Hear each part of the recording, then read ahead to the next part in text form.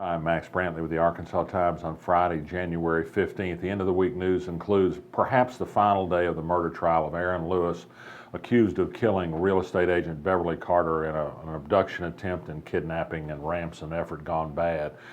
He was rocked yesterday by the testimony of his estranged wife, who said, yes, Lewis killed her. Yes, they kidnapped her for ransom. It went bad. He decided to take the stand in his own defense today.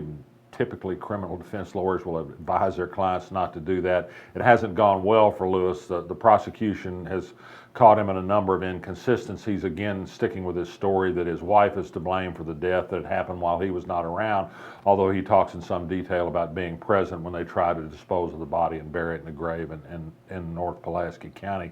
A member of the jury was seen shaking his head at some of Lewis's testimony, in which he claimed a ransom telephone call from the woman who was killed was in fact a computer simulation. What he's saying doesn't seem to be going over well with the jury today. There may be a verdict today. Check the Arkansas blog later.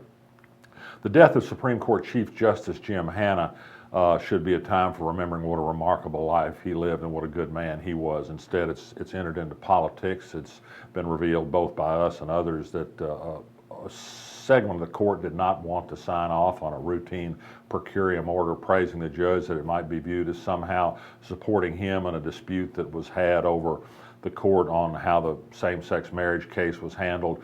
That's continued today with a trickling of statements from the judges who opposed the order. Their statements said less than nothing in praise of Hanna. This is about partially an ongoing political race for Chief Justice between sitting Justice Courtney Goodson and Dan Kemp. A member of the Supreme Court, Rhonda Wood, has taken the extraordinary step of speaking in public about a division on the court, not done normally, but this is to harm Courtney Goodson's effort to be elected Chief Justice and help Dan Kemp. It's not a great week for the Arkansas Supreme Court, hadn't been one for a long time. The Workforce Services Department of Arkansas sent out a handy notice to all its employees. There'd be no parking on the Capitol Mall for a time Sunday because it's the day of the annual anti-abortion March for Life. They helpfully told employees all about the march, sent along a news release with a lot of political information and legislation that group hopes to pass, and the fact that the governor is going to be there.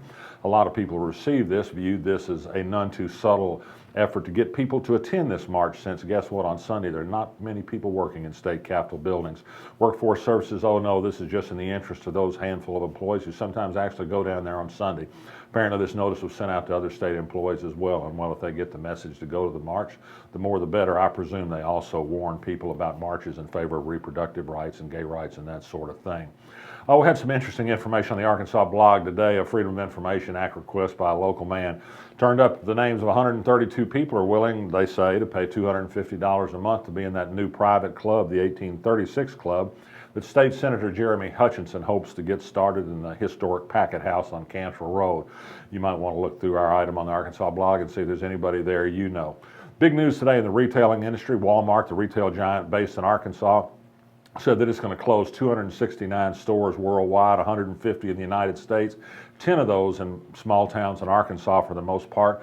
The big focus is on the Walmart Express, a small store project that apparently hasn't worked, but all of this is about Walmart trying to accommodate changes in the retailing world, particularly in e-commerce. It's got to save some money somewhere, and some 16,000 people will be out of jobs. Some may find jobs at other Walmart stores, but there's going to be some dislocations as a result. Those workers will get 60 days of pay, according to what Walmart said.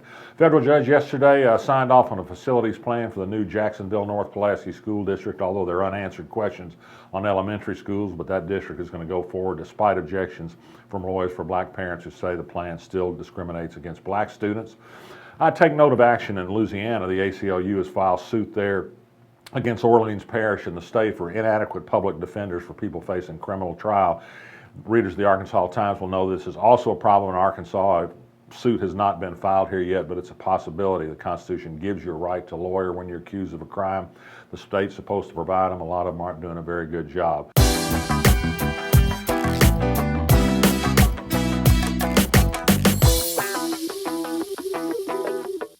And finally, in the Huckabee category, Mike Huckabee is still running about 8th in the polling on the presidential debate. Will this help or hurt him? Of all people, Jim Bob and Michelle Duggars turned up at the debate in South Carolina last night to lend some support to Mike Huckabee. Good or bad, you decide. I'm Max Brantley. That's it for the week. I'll be back next week.